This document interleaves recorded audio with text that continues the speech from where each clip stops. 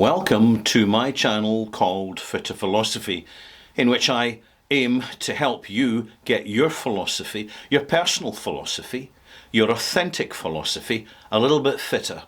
Because the more we invest in fitness, the fitter we get. It's why we go to the gym, it's why we go for walks. It's why generally, if we have common sense, we look after our health. We invest in ourselves. Unfortunately, there's other people around us who are not so motivated, and if we give them too much of our time, attention, and if we follow what they're saying, it will drag us down, and that's not so good.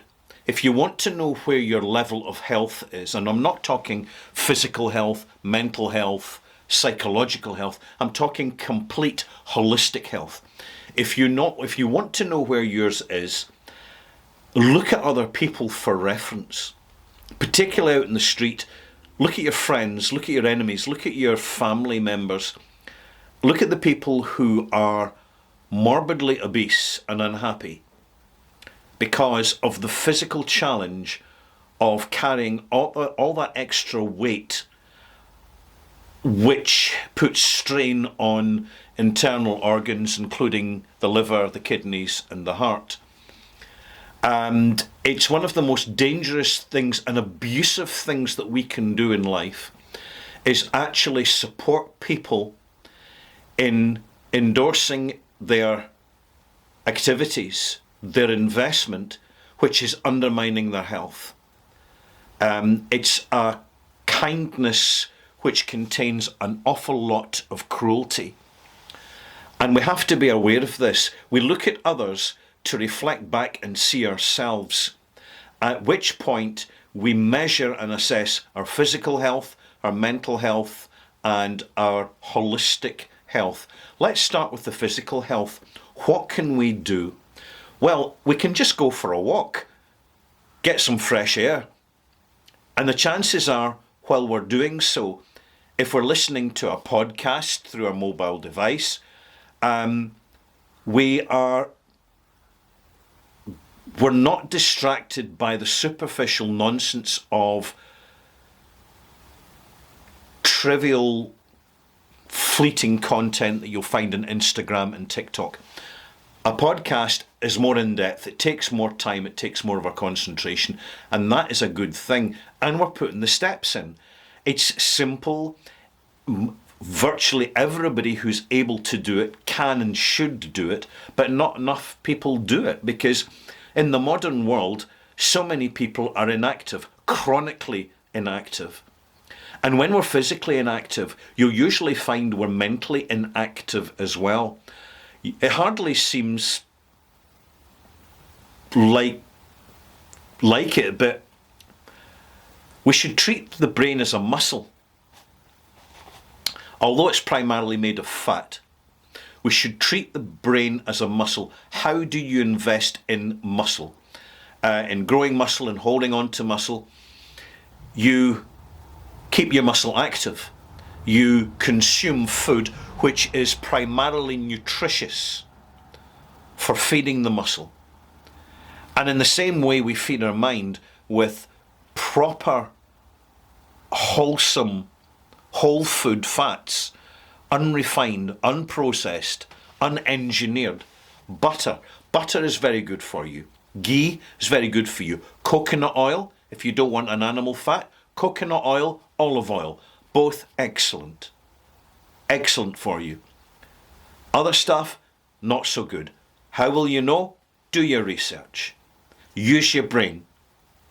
When we use our brain, when we're reading books, listening to music, doing art, engaging with others socially, constructively, having a think, we're actually using the brain like a muscle. And when the brain is activated, it helps it remain active.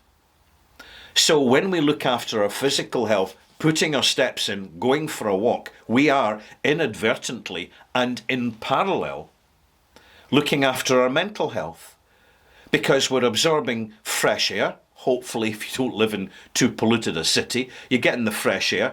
So the quality of the oxygen you're ingesting to oxidize and turn into fuel within your body is good quality. Fresh air, you cannot beat it. It's a huge tonic. The steps, the rhythm, the pace, you going at your own pace, relaxed, listening to something or chatting to someone if you've got somebody with you, that is not just physical exercise, it's mental exercise as well. Because we live in a world where things are compartmentalized and segregated. And we shouldn't segregate things, particularly when we're looking at ourselves. We need to look at ourselves holistically, as a single unit made of several components, and each component interacting and vital for the system. In the modern world, and it's not just in the so-called industrialized West, I'm talking globally now, and it is global. The amount of white noise pressure that we are all put under to consume fake narratives, false news, and contaminated products is greater than it's ever been. I have a lot of sympathy for young people, actually, because when I was young, there was never this cavalcade of constant contaminants that we have now in the world around us. From the peer group pressure of fitness goals for people overdoing it and going too far, going too extreme, going beyond body maintenance into body dysmorphia, whether it be through plastic surgery, the overuse of anabolic steroids, the overconsumption of synthesized supplements, recreational drugs, another good example. It's just such, when you think about it, recreational drugs, it's such an easy way to contaminate the general population with absolute total unaccountability. We need to to take a reality check of the world around us, because when we do, we start to live in the real world, and it's very tempting to live in the world that we invent and create for ourselves, and that can be charming and entertaining for a while, but it can also be highly dangerous because it gives an enormous sense of false security. I'll leave it at that, and I'll follow on as regards a sense of security in my next video. I'll see you then. Bye bye.